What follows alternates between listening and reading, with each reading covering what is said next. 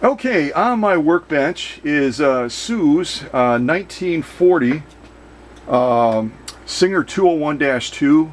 I coined it as the Rolls Royce of Singer sewing machines. If you've never been on my channel before, you know that Rolls Royce back in the 1940s going into the 1950s used this style of machine by Singer to sew the interior leather panels in their luxury cars. So it really is a classy machine with a lot of rich history to it.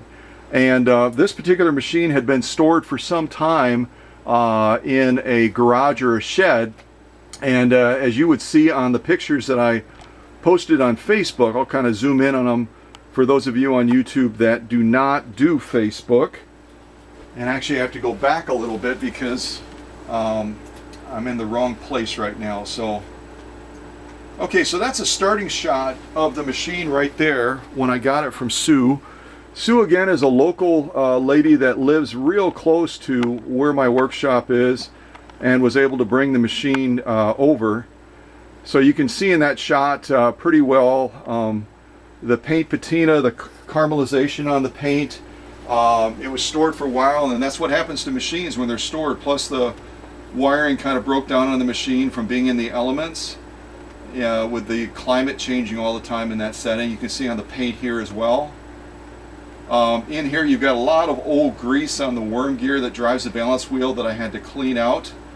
That again will inhibit how the machine operates and cause it to overheat.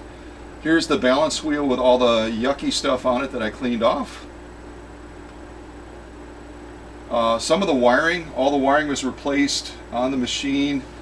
There you can see it was, you actually have bare wires kind of sticking out on it.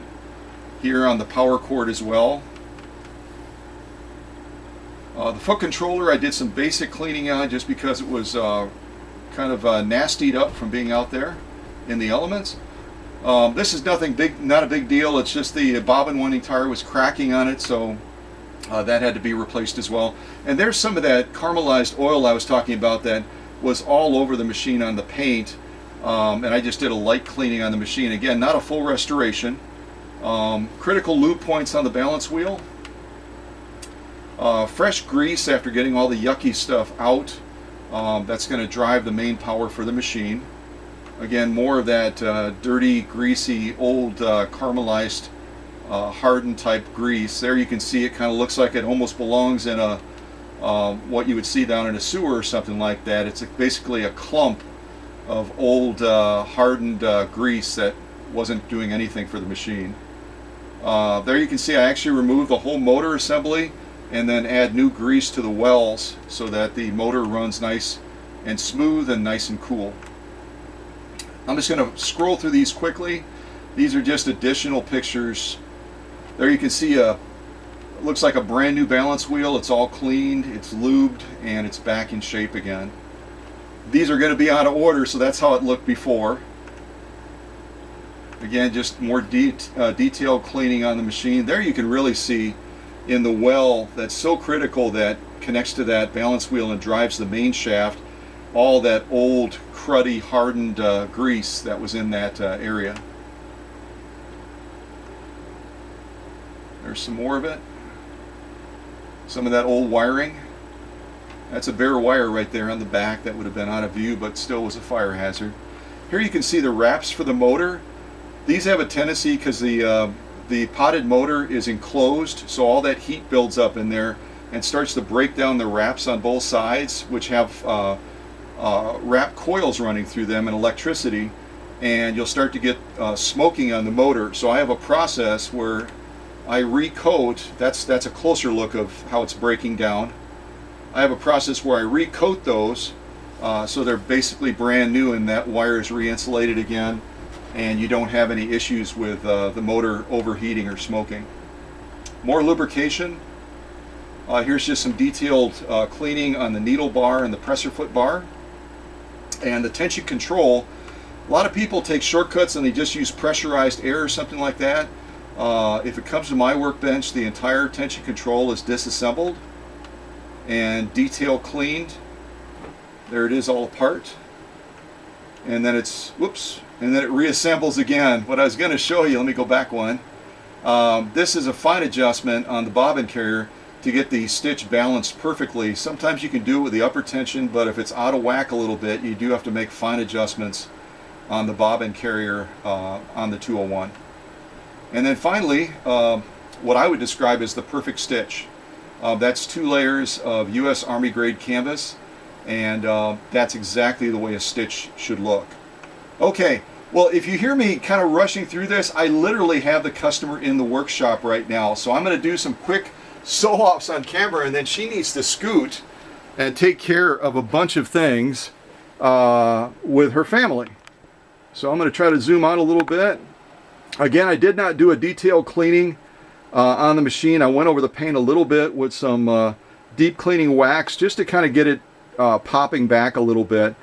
I've got an owner's manual on there. That's actually mine. It's not the customer's. Just to remind myself, when again you're setting up a 201, you need to be sure that you align the needle correctly. Unlike the 301 that I just presented and sold, and I'll go over to the other workbench real quick. You can see it over there.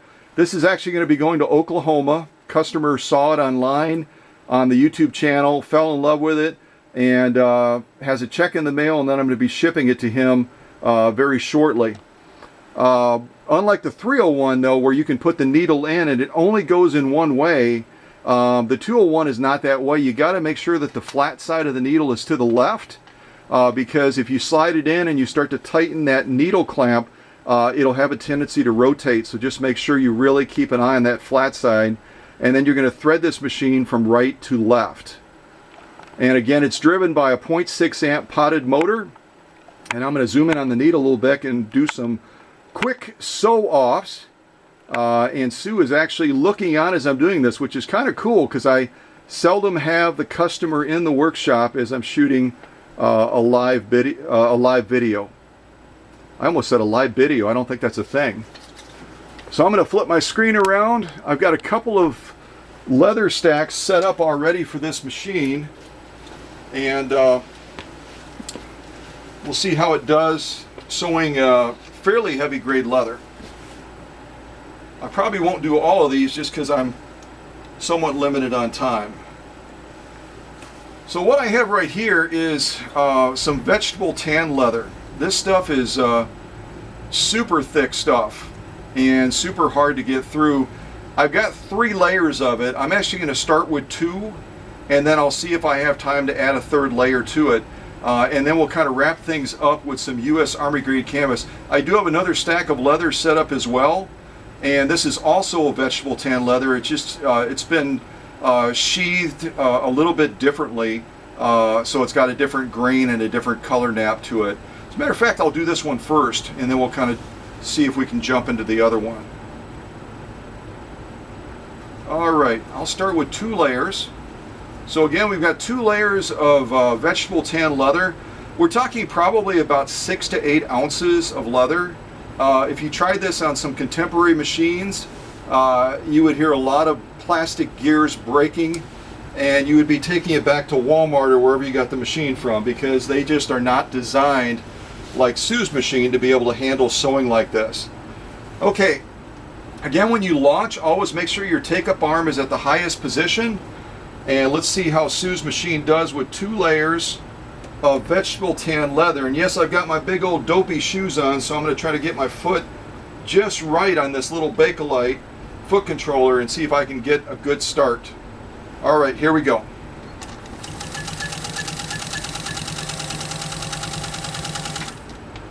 Now I ask you, you just watched that live on this premiere.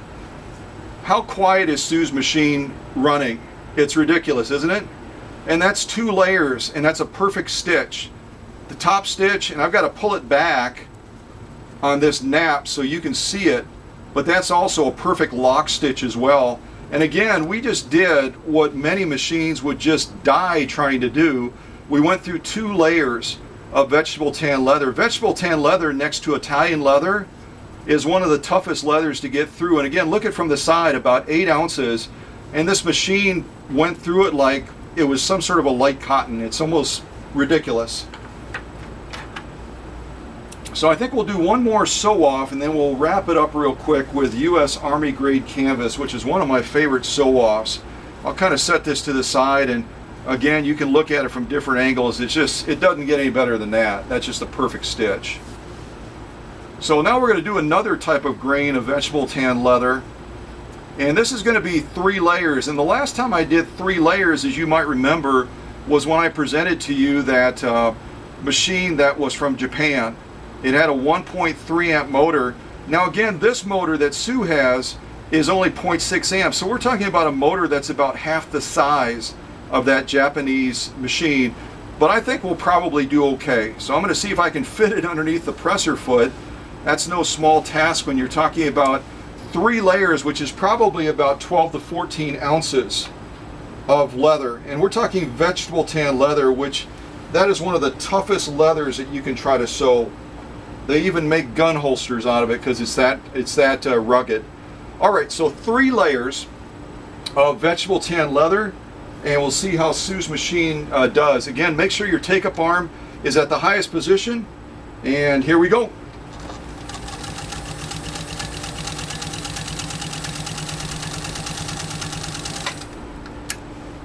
Now again, all of you are watching this as a live premiere.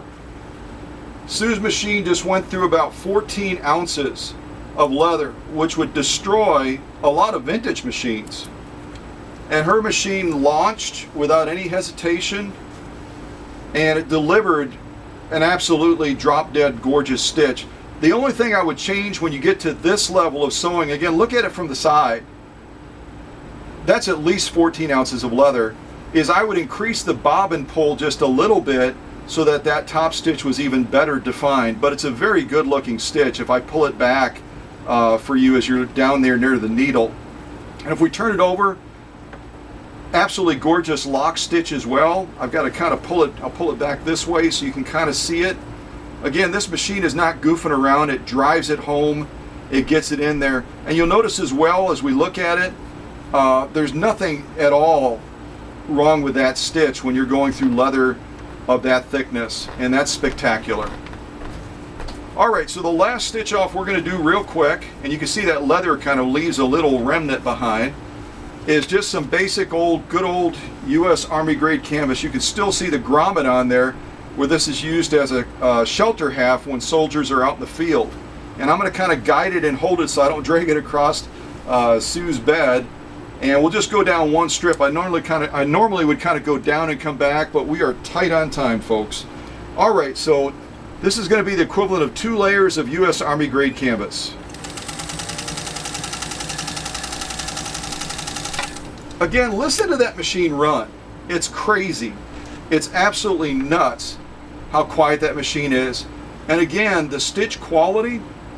And remember, we didn't do any cut here like some people would do, where they would sew that super heavy grade leather and then they would put in a brand new needle and try to make sure that that stitch is going to turn out. We didn't have to do that. This stitch is absolutely spot on. The spacing, the formation is just drop dead gorgeous. And if we turn it over, an equally gorgeous looking lock stitch as well that Sue's machine just put out. So I'm extremely pleased with how this machine turned out. Again, when you have a machine sit for a couple of decades and it's not used, there's a lot of stuff that has to be done to it. But whether it's the 2 layers of US Army grade canvas, the 3 layers of vegetable tan leather, or the other 2 layers of another grade of vegetable tan leather that we did, this machine did not miss a beat. All right, I'm going to sign off. Thanks for being a faithful follower, and y'all have a good day. Watch for other great videos.